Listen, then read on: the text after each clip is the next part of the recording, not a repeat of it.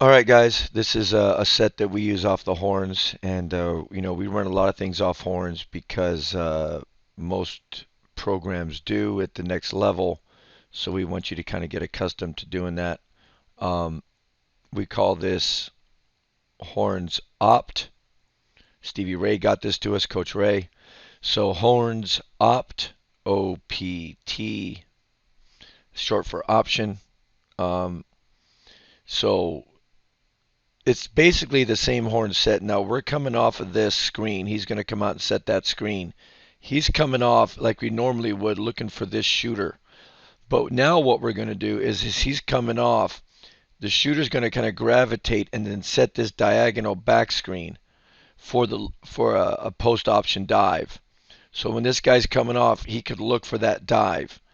So he's going to gravitate from the corner, deep corner, to setting that back screen. Don't release too early because then people might be able to know what's coming. So you kind of really want to time it out, and then you want to sprint to that back screen.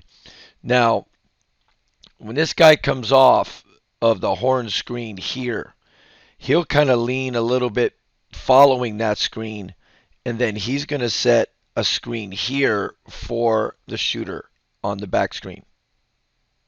So this guy's coming to set the back screen diagonal, and then he's coming off. The ball handler's coming off wide, looking to dump in there or looking to get the shooter there. Once this guy sets that screen for the shooter to come off, he can just float for a pick and pop. If that guy doesn't have the jump shot, we can reverse, and then he can look to attack and kick or just ball reversal swing, and we can go block to block. So, uh, again, we could run it to either side.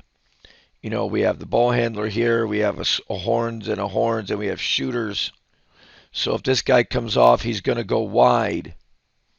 This guy will set that diagonal for him to dive, and we're looking for that. He came off of this screen, then he sets the secondary for the screener to come off, and we're looking to hit that jumper there. Obviously, if there's a lot of motion off of the weak side, you can look to skip, but we like this option. It's primarily for the low post guy. So we're looking to get this low post guy the ball. So we know we normally would have our bigs setting these screens anyways with the shooters out here. So when he comes off, we're setting a big little or a little big screen for this guy to come over the top. So they really shouldn't be able to switch. Now if they switch it, we can hold it and space that floor out a little bit. Still run the secondary, but now we're looking for an isolated post action. If they switched it, and the little guy who's guarding the shooter, you would assume, if they switched it, now we've got that isolation in the post off that switch. So again, it's making a read. Once they switch it, we have that option.